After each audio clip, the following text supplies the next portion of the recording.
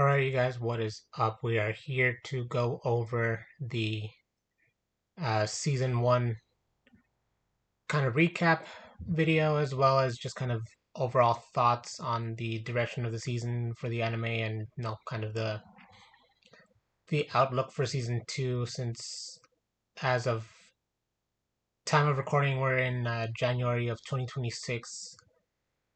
Don't recall seeing a definitive date for the release of season two just yet, but I haven't actually looked at all the like announcements and everything. But as far as I know, as of the official time of recording this video, there is no release date for season two. So season one wrapped up pretty much right around the Christmas time, Christmas holiday, however you want to call it. So episode one dropped right around Halloween. So it was October 29th, I want to say, if I remember right, because it was dropping on Wednesdays. Halloween was a Friday. So yeah, objectively it would have dropped October 29th, 2025. And an 8 episode season carrying weekly puts it right around like mid-December. So I was probably like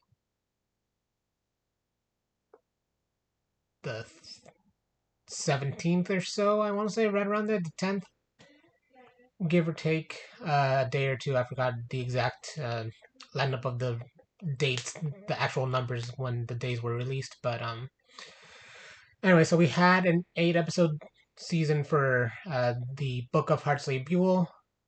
Objectively, as each book of content in game, as we keep going through more and more of the story, they get longer. So not too sure how they're planning for the really longer ones. Pretty much anything past book four got a little longer. Book four was one of the longer ones when it got to the shorter ones. The prologue only sat around like 20-ish chapters or so, like 22 or so, if I remember right. Yeah, we had right around that 22 or so episode mark. Right around that point. But anyway, so we had roughly 20 chapters worth of a story for the prologue, no, epilogue. I think it is prologue. Anyway, so pretty much the intro stuff right before we get into the actual heartslabyul stuff. That those 20 chapters were covered with episodes 1 through 3. As any good episode one of the anime kind of does, it gives a little exposition. Use depending on the genre of the show. This one gets the isekai treatment. So we have Yuken ending up in Twisted-Wonderland in the not graduation, the commencement ceremony, if you want to call it that. Like when people are summoned to school for starting the year and stuff. And then the chaos with Grimm ensues. That's more or less the bulk of episodes 1 and 2. And then episodes 2 and 3 do also delve into more of the stuff with the dwarves' mine, or as to the English language adaptation, it was changed to Enchanted Mine for one reason or another. I don't know if it was maybe like not the legality since it's like a Disney property, but if there's like any sort of maybe like issues with them using dwarves for like Snow White stuff, who knows? Not 100% certain on that. That would be my guess. But anyway, so pretty much episodes 1 through 3 covered everything up and from the start of Yuken's arrival at Twisted-Wonderland and Nightravencollege through to the end of the adventure with the dwarves mine. So throughout that we have the introduction of most character outside of like event characters and stuff that haven't really played their hand in the main story, but we see pretty much everyone who is involved in most of the books outside of a few extra characters that we have for like book 5 later on. But for the most part, we were introduced to all the main students, all 7 dorms. We have heartslabyul, which was season 1, being based off Alice in Wonderland. Book 2, Season 2 will go to Savanaclaw, which we have based on The Lion King. Book 3 for Octavinelle and The Little Mermaid. Book 4 for Scarabia and Aladdin. Book 5 is Pomefiore and Snow White. Book 6 is ignihyde and Hercules. And book 7 we have Diasomnia and Sleeping Beauty. So we get to see pretty much all those students. We get kind of like nameless students and just kind of like other students that you see attending the college as well that don't really go by any names. They're just kind of like background characters that aren't integral to the plot. It's just they're kind of also affected by what's going on, so things happen and whatnot. But once we get started in episode 4, that's where we have the essential start of what is the actual story for heartslabyul. Because as we see in the end of book 3, we start to get some of the little teasers about the overblot being able to happen, and slowly over the course of the remaining 5 episodes, we have everything that happens in heartslabyul. Riddle becoming stricter and stricter over time, multiple people being off where they're headed, and then it all culminates into episode 8, where we see the final showdown where Ace, Deuce, Grim, Yukon, Cater, and Trey take on Riddle in his overblot form, along with the overblot phantom on the attack. And outside of them, we do also get to see some of the staff. So we see Crowley, who is pretty much the guy in charge of the school, for better or for worse, typically worse when it comes to everything that goes on during the course of the books, the game, the anime, all that. He's a bit of an absentee um, delegating guy. He's like, okay, I'll leave you guys to this thing. I'll try and help out somewhere else, but he basically just kind of leaves the bulk of the work to Yukon and the others more often than not. And then for Crowley was pretty much good with the exposition on stuff. We did get information from him on the overblot, on the stuff with the House Warden challenges. What else was he there for? The unique spells. At least for sure those 3. I don't remember all that much else that he kind of helps guide, since true to his nature, he's around, but he's not really there involved with helping the majority of the time. But other than that, we do also see the remaining staff, or at least the named staff for Night Raven College. So we see Moses Train, who is based off Lady Tremaine, and his cat Lucius, who is obviously based on Lucifer from Cinderella. He is the history of magic teacher. We have Divas Cruel, who is the Twisted-Wonderland version of Cruella de Vil. And we have Ashton Vargas, who is the Twisted-Wonderland version of Gaston. And we do see Sam, who operates, I don't know if owns, I would assume owns, based off everything that is going with events and stuff like that. But he's basically the guy in charge of the school store. So he is the Twisted Wonderland characterization of Dr.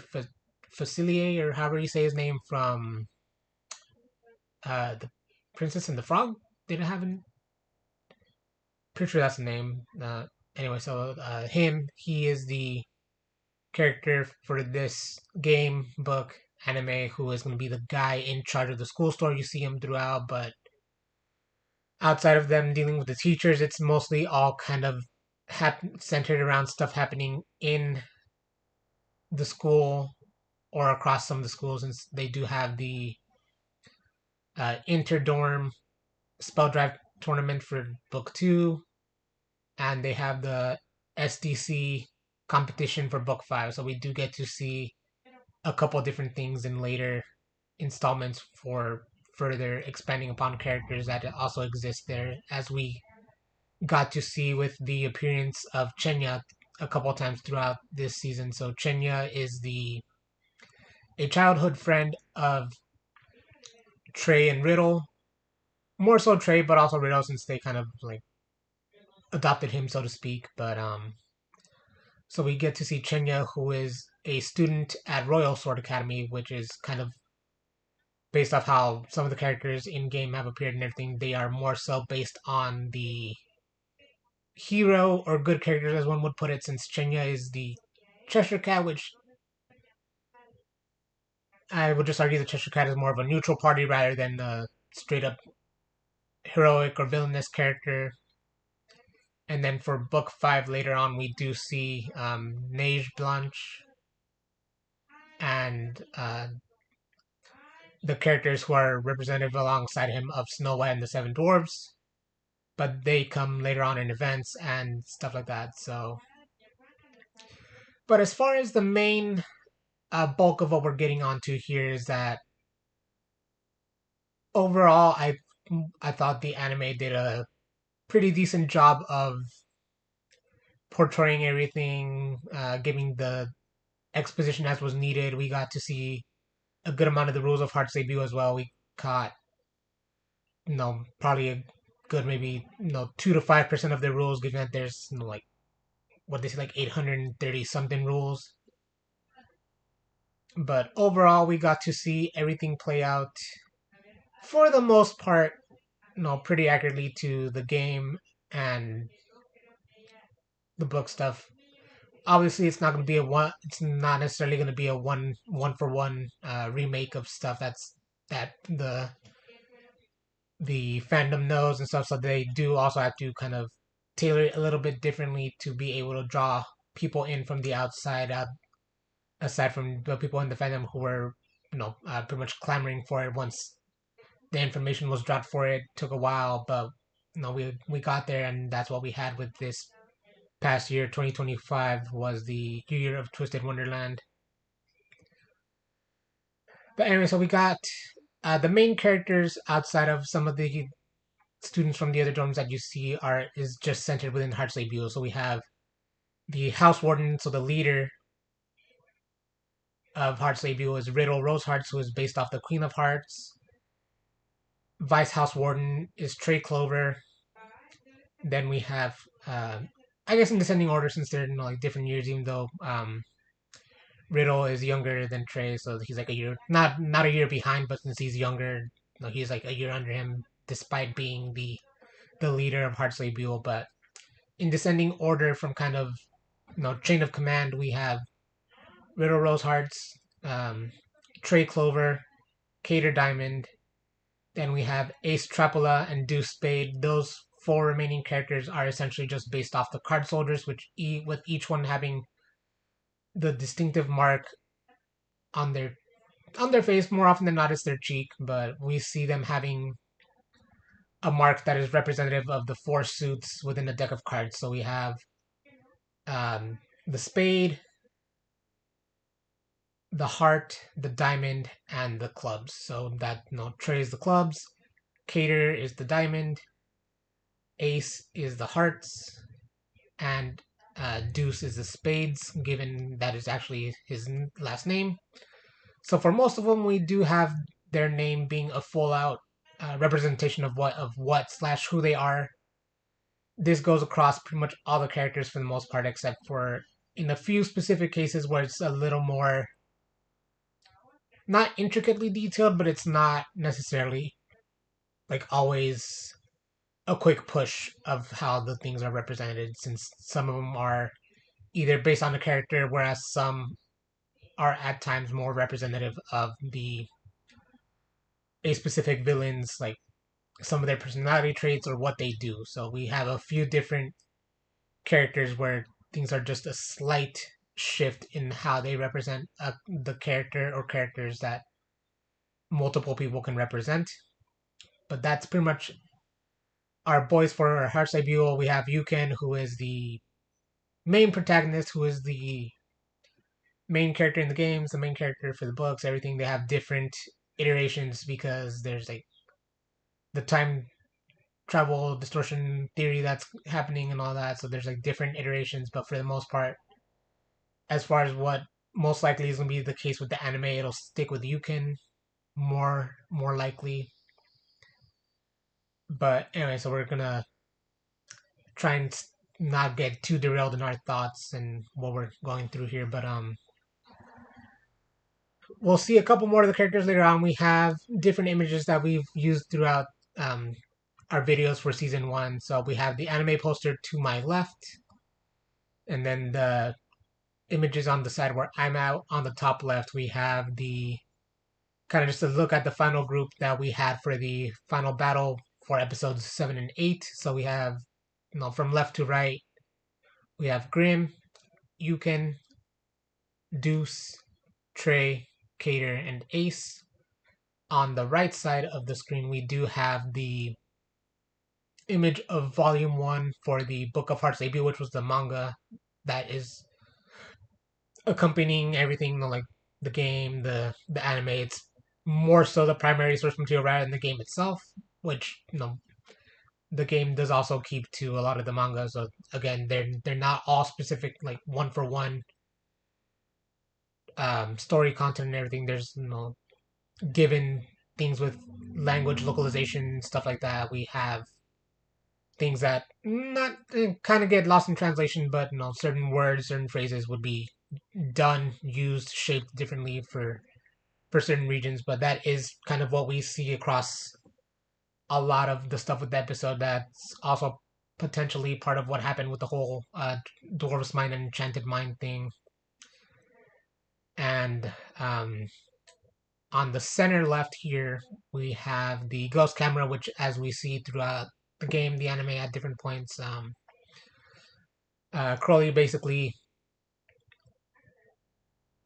entrusts, entrusts you can with the camera to be able to capture the memories of everything that's happening.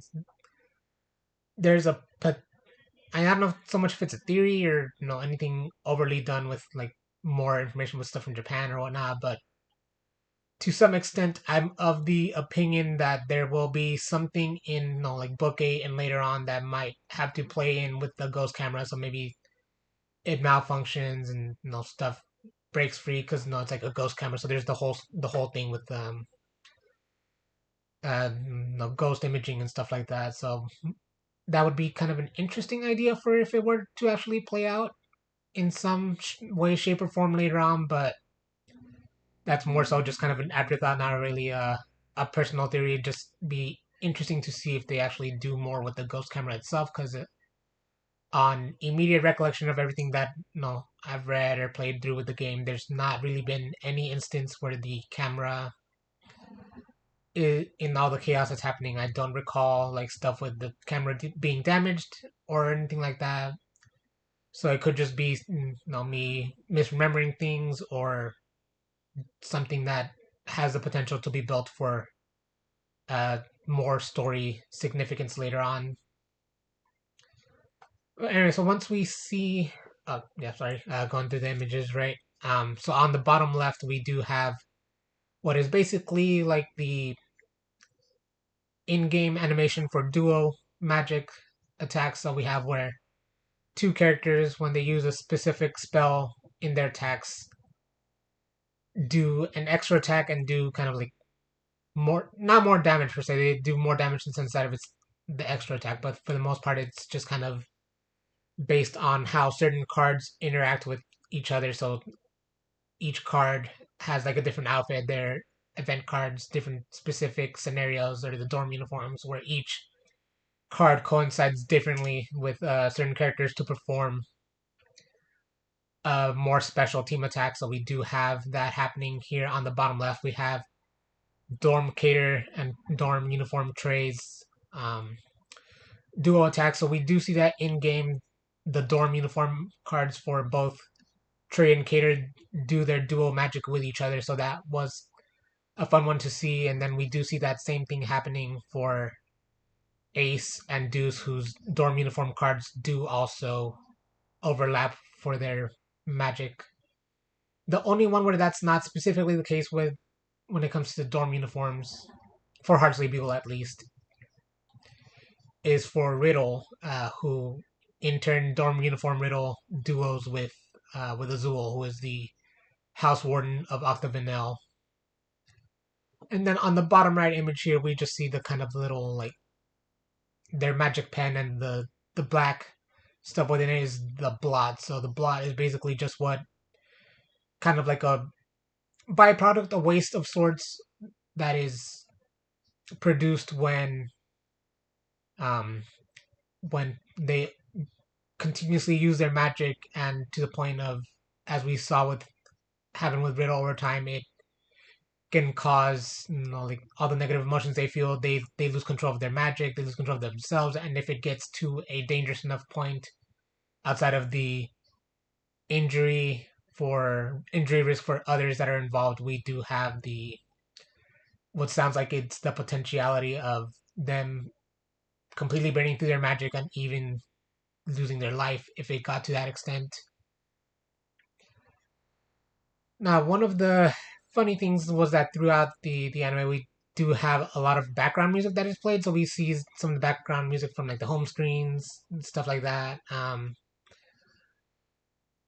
We don't get any of the twist tunes per se played at all. That would have been kind of funny to see. Not necessarily the animations have the full track, but like kind of like the beats of the songs would have been maybe fun to see if they added later on for future seasons. That would actually, I feel like that would be a pretty nice touch. Just kind of like going with a little more of what the more people within the fandom would recognize as well. So that'd be a fun touch to add for future seasons if when they get there. And then I mean, so overall story, we have basically Riddle's trauma from his perfectionist parents, more so on account of his mom. It doesn't really specify too much on his dad's account of things, but overall they were like super strict. Everything he did was timed to the minute, timed to his food was completely timed out to like nutritional guidelines and everything for the sake of being at his very best, much to his detriment later on, as with things like that, the overwhelming pressure to perform would eventually drive someone, even just normal person, it would potentially drive them insane at up to some point. And then you bring stuff like magic and crazy emotions into the mix, and then things don't always play out in the correct way, despite what would overall be seen as like something good intentioned. But that's always just something a little fun to see, where like things play out, they have more so of a negative consequence, even though the initial reason was seen as something of value, of something positive and beneficial to the overall person and their goals. But so as Riddle spirals throughout the season, we have him hit everyone with the off with their head, which is his signature spell, which basically just places a collar and nullifies the wearer's magic. So we see that happen to pretty much everyone within heartslabyul, and we see it to happen to Yukon and Grim as well. The only ones we don't see it directly happen to are Cater and Trey, but more or less everyone gets hit with an off with their head at some point within heartslabyul, or at least that's the implication.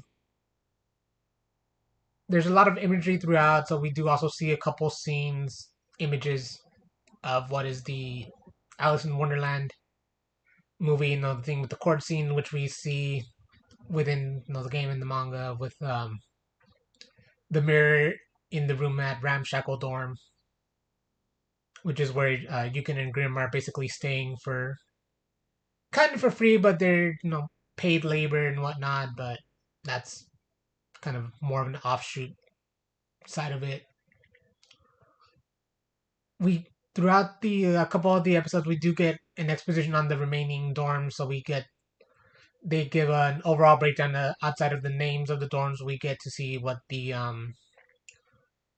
get to hear what the dorms represent. So we have heartslabyul being the spirit of, not tenacity.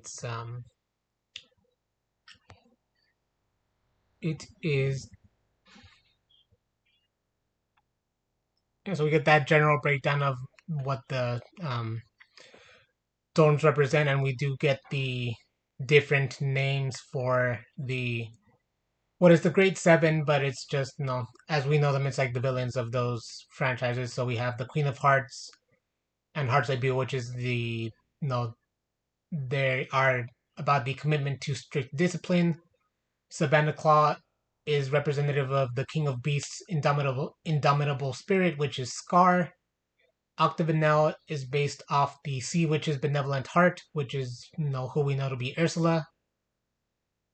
Scarabia is about the mindfulness of the Sorcerer of the Sands, who we know to be Jafar. Pomefiore is about the fairest queen's tenacity.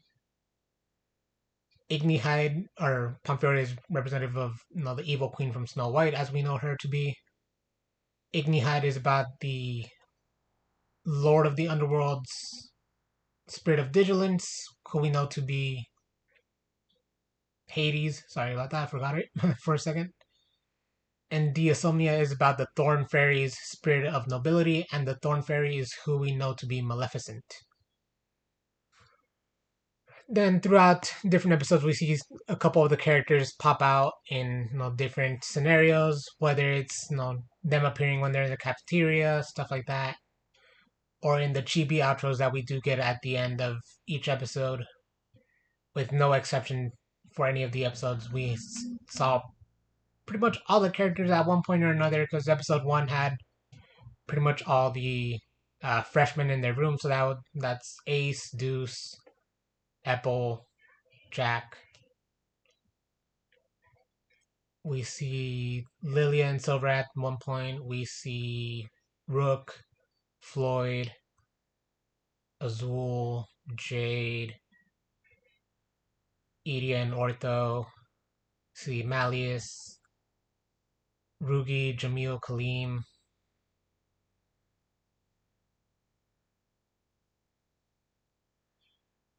Yeah, so we pretty much get everyone involved at one point or another in the little chibi outros for the episode.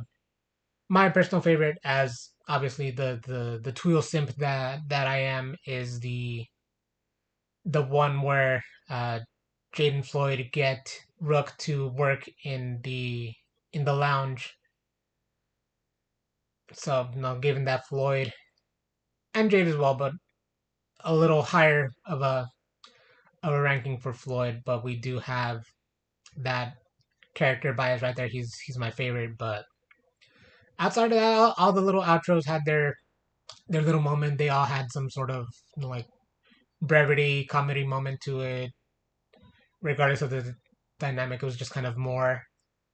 I haven't read all the vignettes, so I'm not sure if that's what the chibi outros are supposed to represent. That would be, if anything, that's most likely what it is, but I'm not 100% sure just because I haven't read or seen all the vignettes for the cards, so we're not 100% sure on that, but that would be my rationale on there. But let's see, what else do we have in mind for everything that's happening with the season? And yeah, language localization barrier to some extent. The words were changed. Not necessarily a one for one shot of everything that's happened. All the characters had represent. All the voice actors did a pretty good job. I wouldn't say there was one who was overly like who's like a bad fit for the role. Obviously, like since the book of heartslabyul is heartslabyul centered, we had more of a focus, more time to spend with the voice actors for the boys from heartslabyul. But we do at one point or another get at least one line delivery from pretty much every single character that is part of Night Raven College. And then we have Chenya, who had his lines as well. We saw Riddle's mom to some extent, not necessarily her full form, but we saw kind of like her voice and stuff. But yeah, pretty much everyone had their moment as far as voice acting is concerned, considering not all characters are involved in the story at one singular point. So some where you get more of the students involved, but typically each book, each dorm has its own problem that they resolve. Season 2 is going to have the spell drive tournament, so we see more, not necessarily casualties. There's no direct loss of life or anything like that involved, but we do get to see more chaos with more people present and whatnot because of the spell drive tournament. Book 3, we get to see centered around majority of the school again too. Book 4, primarily around and within Scarabia, but we do get to see some of the other characters come in later on. Book 5, we get more people involved as well, and that's where we get Nage and the dwarves. Book 6, primarily within and around the characters of ignihyde, considering there's only 2, but we do get to see more stuff happen later on. And book 7 is a whole mess. Isn't the right word. It's chaotic. It has a good story, very well written and everything. Very well acted by the voice actors for the game as far as the Japanese stuff is concerned. But it would be interesting to see how Aniplex does it for the anime, just because, as I said earlier, nearer to the top of the video, that we do have each book later on, especially later on. Books 1 through 3 aren't extremely long. Kind of books 3 and 4 start to get a little longer, but we do have, book 7 was like, I forgot, but well upwards of 200 chapters. So, and battles in between. So just for the sake of those longer portions of story, I'm a little interested to see how they're gonna run the content for that, because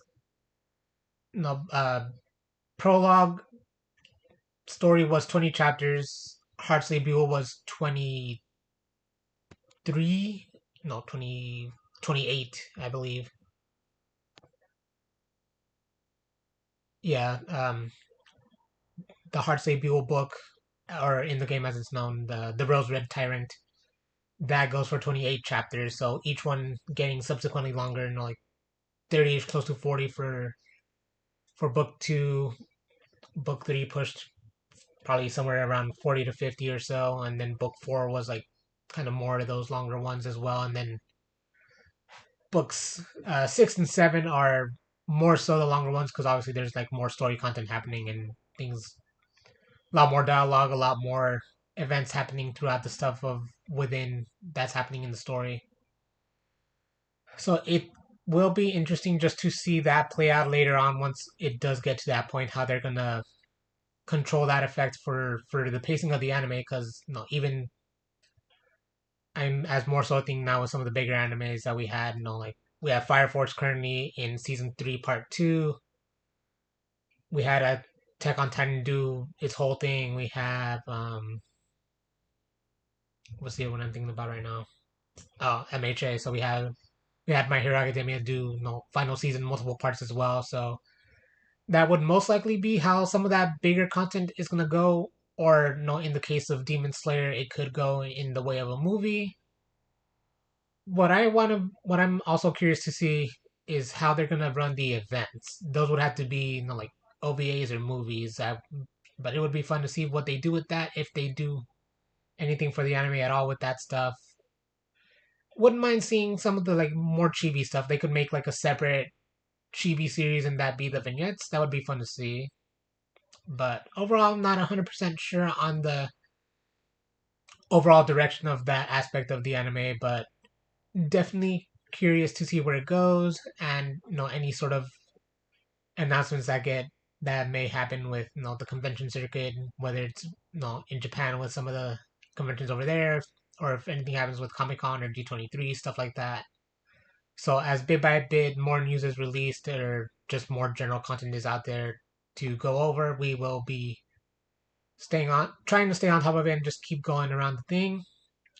But overall, we are pretty much nearing the final point here. So just our kind of final thoughts that like overall the anime was pretty well acted as far as the voice actors are concerned.